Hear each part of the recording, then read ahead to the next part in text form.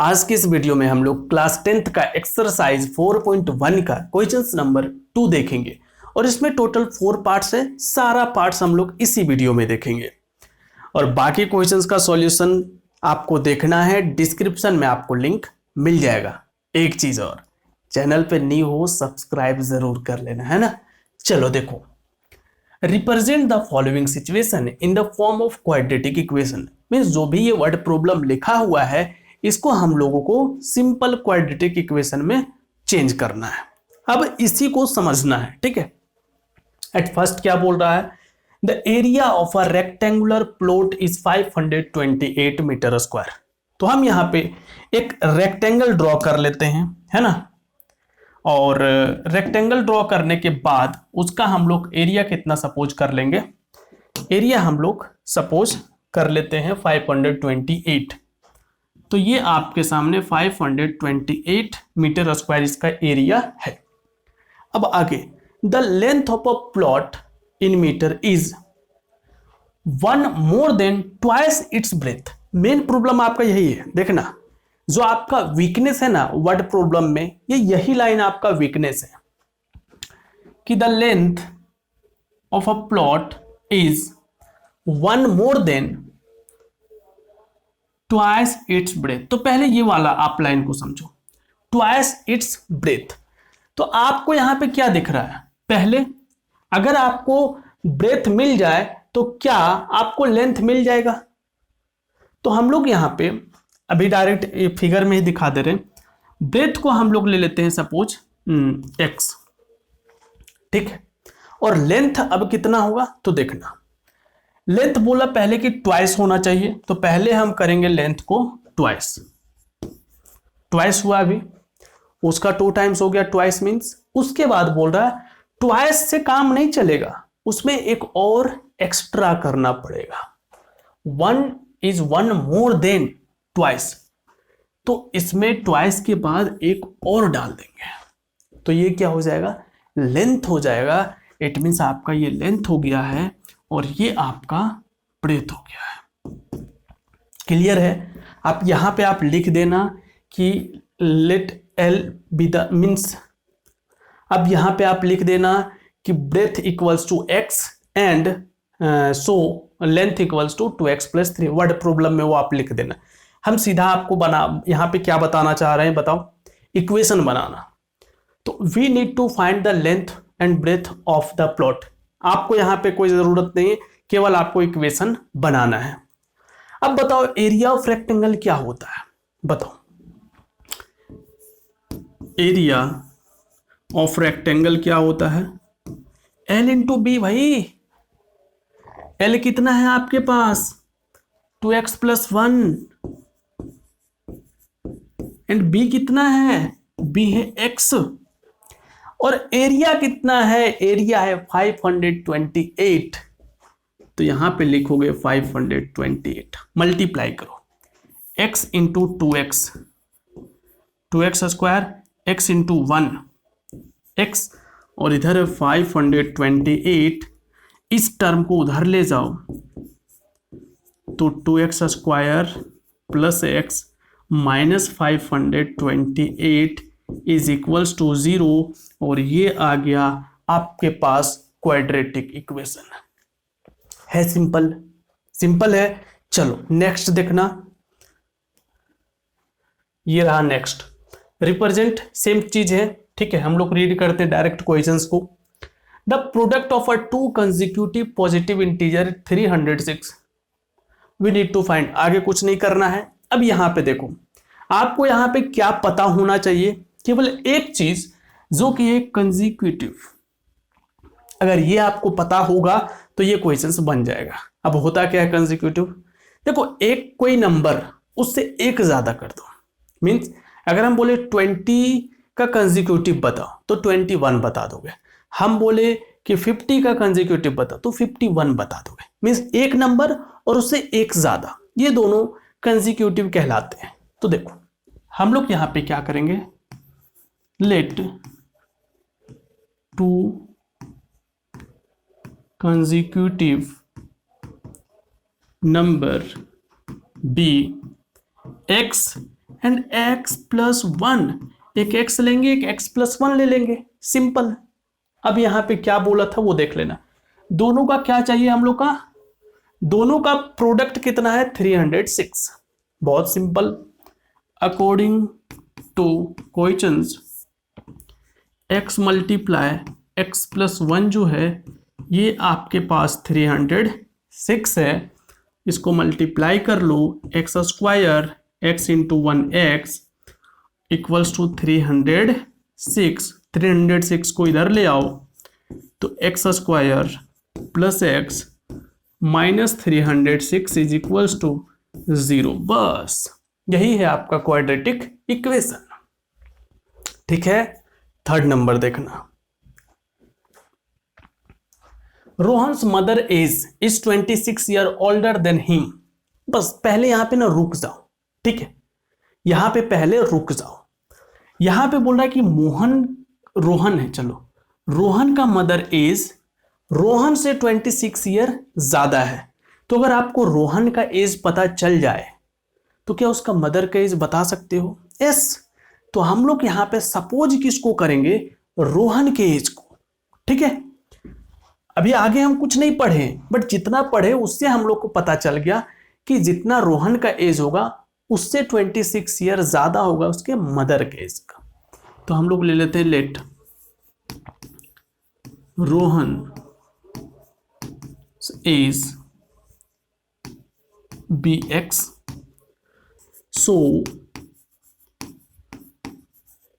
mother's age be x+26।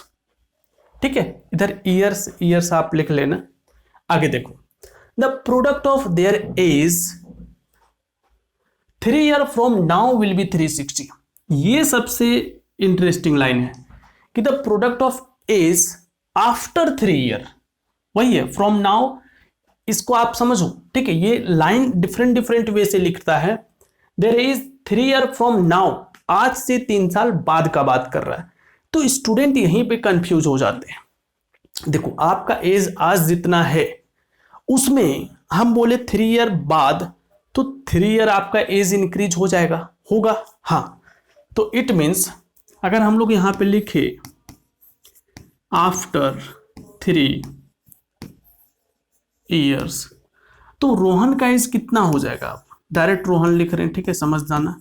Rohan का as हो जाएगा x+3 ईयर होगा, और उसके मदर का एज कितना हो जाएगा? मदर का एज हो जाएगा x+26 ऑलरेडी है, तो 3 ईयर इसमें भी तो आएगा, तो x+ कितना हो जाएगा 29। अब जितना लोग है सबका तो एज 3 इंक्रीज होगा, तो यहां पे दोनों का एज इंक्रीज होगा। अब आगे देख रहे हैं, और उसका प्रोडक्ट कितना है 360। तो हम लोग यहां पे लिखते हैं अकॉर्डिंग टू क्वेश्चंस रोहन का एज कितना है x+3, उसके मदर का एज कितना है x+29, और इसका दोनों का प्रोडक्ट कितना है 360। चीजें समझ आया बताओ? अब बस हम लोग को इसको सिंप्लीफाई करके क्वाड्रेटिक इक्वेशन में चेंज कर देना है। x into x, x² x into 29 29x, 3 into x 3x, and 3 into 29 20। अच्छा 29 इंटू 3 कितना होता है बताओ? 87 इज इक्वल टू 360। तो x² इधर लिख देते हैं, x² 29x प्लस 3x कितना हो जाएगा 32x। अब उस 360 को इधर ले आओ, तो 87 माइनस 360, 87 माइनस 360 इक्वल्स टू 0। तो 360 माइनस 87 कर लो, 3 हो जाएगा, और यहाँ पे 15 माइनस 8 7 273। तो ये माइनस 273 होगा, रीजन क्योंकि 360 क्या है बिगर है, और ये x² और ये 32x, ये होगा आपका क्वाड्रेटिक इक्वेशन। ठीक है, नेक्स्ट फोर्थ नंबर और ये रहा fourth number. A train travel a distance of 480 kilometre at a uniform speed. Uniform speed means समझो सेम स्पीड से, है ना। तो अगर 50 से चल रहा है 50 से, 60 से चलेगा तो 60 से, ऐसा। If the speed had been 8 kilometre less, means speed को 8 किलोमीटर कम कर दिया गया। अब खुद बताओ, अगर स्पीड हम लोग कम कर देंगे तो टाइम ज़्यादा लेगा या कम लेगा? अब सेम डिस्टेंस को कवर करने के लिए ज़्यादा टाइम लेगा। कितना ज़्यादा टाइम? तो यहाँ पे बता रहा है then it would have taken 3 hour मोर।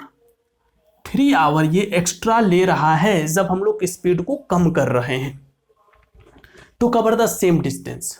बस आगे का हम लोग को रीड नहीं करना। अब देखना, एक चीज ध्यान रखना, आपको यहाँ पे डिफरेंस किस चीज का दिया हुआ है? किस चीज का दिया हुआ है? टाइम का, ठीक है। अब इसी को आप नोटिस करना है। पहले आप क्या करो, आपको यहाँ पे सपोज करना है स्पीड ऑफ अ ट्रेन, ठीक है। तो हम लोग सपोज कर लेते हैं, let speed of train be x kilometre per hour. Clear है? और टाइम कितना ले रहा था? टाइम हम लोग अभी कैलकुलेट करेंगे। तो और डिस्टेंस से कितना ट्रेवल किया है? डिस्टेंस ट्रेवल किया है 480 किलोमीटर। अब अभी बाकी चीज हम नहीं लिख रहे हैं। देखो, आपके पास डिस्टेंस है और आपके पास इसका स्पीड है, तो स्पीड और डिस्टेंस से आप क्या निकाल सकते हो? टाइम निकाल सकते हो। देखो फॉर्मूला क्या होता है, स्पीड इज इक्वल्स टू होता है डिस्टेंस अपॉन टाइम। तो टाइम इक्वल्स टू क्या होगा? टाइम इधर सेंड कर दो, स्पीड इधर, तो time equals to distance upon speed हो जाएगा। ये टाइम का फॉर्मूला है। तो यहां से अगर हम लोग टाइम निकाले तो टाइम हो जाएगा 480 अपॉन x, आवर में आएगा ये। अब ये हम लोग का पहले का सिचुएशन है, ठीक है, जब स्पीड कम नहीं हुआ था। अब हम लोग लेते हैं सेकेंड सिचुएशन, और अब हम लोग करते हैं यहां पे so new speed. New speed है कितना? तो ऑलरेडी बता रहा है कि 8 किलोमीटर कम हो गया। अब हम लोग के पास स्पीड पहले से कितना था? x kilometre. तो x किलोमीटर में 8 किलोमीटर पर आवर क्या हो गया? कम हो गया। तो x में 8 सब्ट्रैक्ट कर देंगे। अब जब आपका स्पीड चेंज हुआ है तो टाइम में क्या चेंजेज हुआ है? तो हम लोग लिख लेते हैं यहां पे न्यू टाइम। न्यू टाइम, और टाइम बता रहा है कि पहले अगर आपका इतना टाइम लग रहा था 480 अपॉन x, तो इसमें 3 आवर का इंक्रीमेंट हो जाएगा, इंक्रीज हो जाएगा। तो हम लोग यहां पे 3 आवर क्या किए? इंक्रीज कर दिए। अब आपके पास न्यू स्पीड भी आ चुका है और न्यू टाइम भी आ चुका है। क्लियर है? और हम लोग के पास डिस्टेंस तो चेंज नहीं हुआ है, तो डिस्टेंस भी है हम लोग के पास। अब हम लोग फॉर्मूला लगाते हैं। देखना, स्पीड इक्वल्स टू क्या होता है? Distance upon time.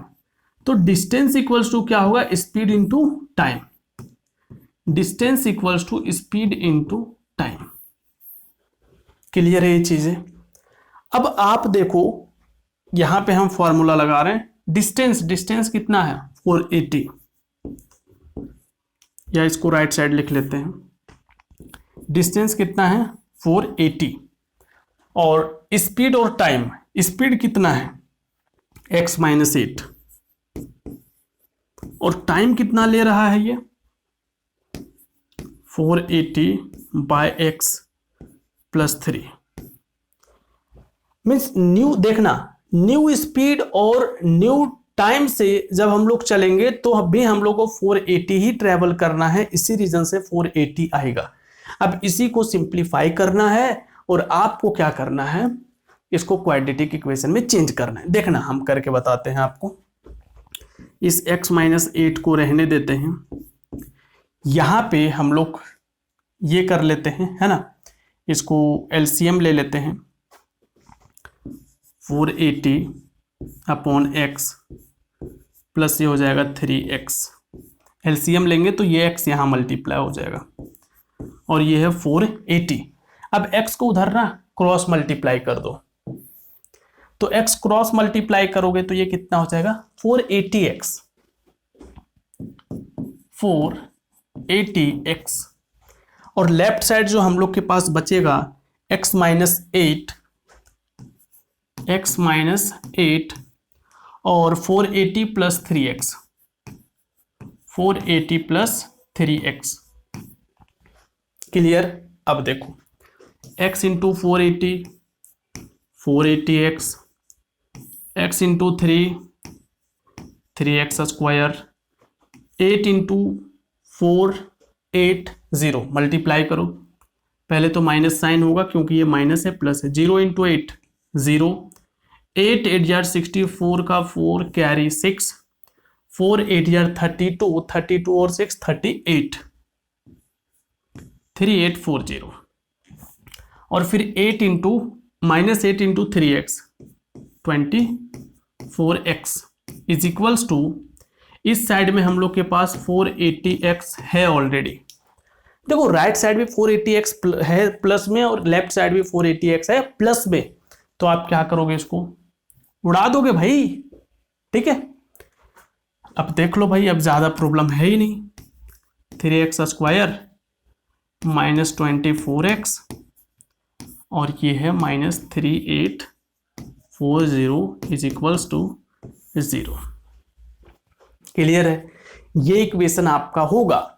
इसी में आप ऐसा भी कर सकते हो, आपका ऐसे ये इक्वेशन तो आ गया ओरिजिनली, बट इसमें 3 कॉमन आ रहा है, तो आप चाहो तो इसे 3 कॉमन ले लो, तो ये एक्स स्क्वायर बच जाएगा, 3 8 जार 24, ये 8 बच जाएगा।